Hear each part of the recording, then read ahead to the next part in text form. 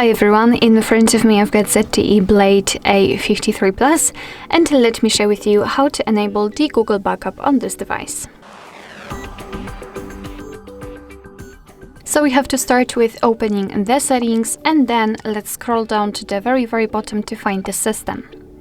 Now let's tap on backup, and just a quick disclaimer, because if you've got your Google account currently added to the device, you will simply have to choose it from the list and your device will automatically start to back up the data on it.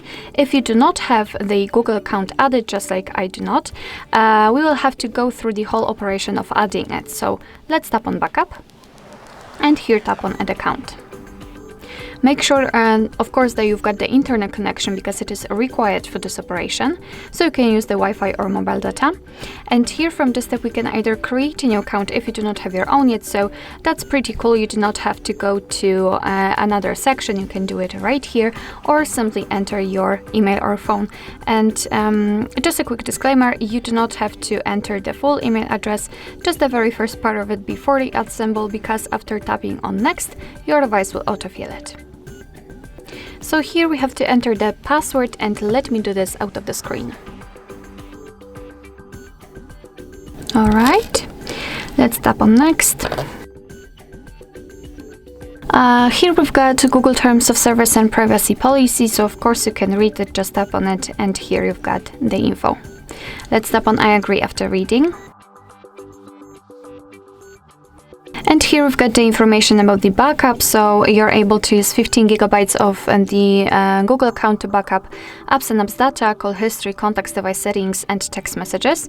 Of course, you can tap on more details to learn more. Your device will back up the data automatically, store it securely, and you can manage it whenever you want to. So just tap on turn on. And here we've got another backup section, so here you can check how much space you've got left on your account. You can manage the storage, so you can remove some unnecessary files which you don't want to be backed up. Here you've got also the backup details, so basically you can check what has already been backed up. A quick disclaimer, if you want to back up the photos and videos, you have to install Google Photos to back them up. Here we've got advanced settings, and to be honest, I highly recommend to keep this option turned off. So you can be sure that you will not have any charges, you will not go over the limit, because your device will simply use only the Wi-Fi to back up the data. So to finish everything, we have to tap on backup now, and as you can see, your device is backing up the data. Alright, so that will be all. Thank you so much for watching. I hope that this video was helpful, and if it was, please hit the subscribe button and leave the thumbs up.